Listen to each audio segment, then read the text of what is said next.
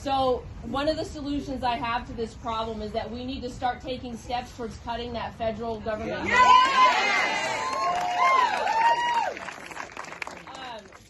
In Idaho, one lady said 61% of the lands are owned by the federal government. That's not how it is written in our Constitution. The only time that land can be given to the federal government, if it's not for certain uses, is if the state gives it, and the state has given that land away. My suggestion is the state start taking their land back. Yes. We open up the land that we have given to the federal government for industry such as timber. Idaho used to be big in timber, responsible timber. And the revenue streams that we have from that, we can put that money towards funding our own, everything we need for hospitals, schools, businesses. How to govern the citizens, all of those things. And that's one of the things that we can do. As far as legislation goes, I really believe that we need to have legislation that has teeth on it. If somebody tries to come across the border of Idaho and tries to institute unconstitutional mandates, they need to be escorted back. And that may seem like a bold step and something hard to do, but it needs to be done because we're on the verge of communism right now.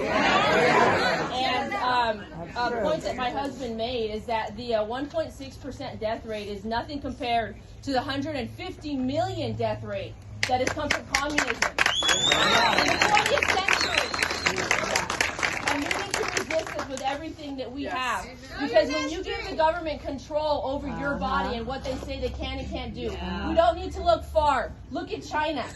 In the name of health, they have live organ harvesting and they have forced abortions. And that's what's going to happen if we give the government power. And we need to stand, and we need you guys to fight for us.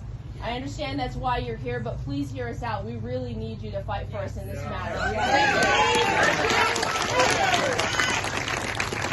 So one of the points you brought up, and I spend a lot of time in the tax side, there's being work done right now to increase that amount of money that Idaho gets reimbursed for the federal takings or the federal use of our lands, to increase that amount of money that should rightfully flow to Idaho that would allow some of the things that you're talking about. So there are efforts. It's still federal. It's still federal. No, don't be bought up.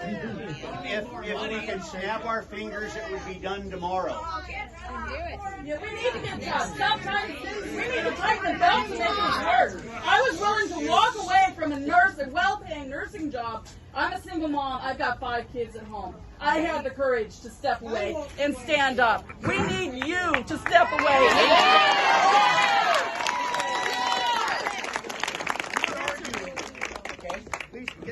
Why would we be having this if we wanted to argue with you? Nobody else is doing this type of forum, okay?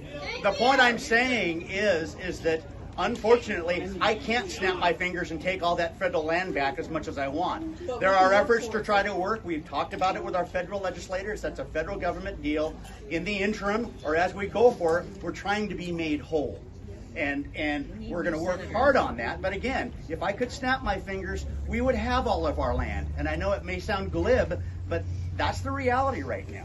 But the point we're trying to make is we don't want the federal dollars at all. We don't want Fair enough.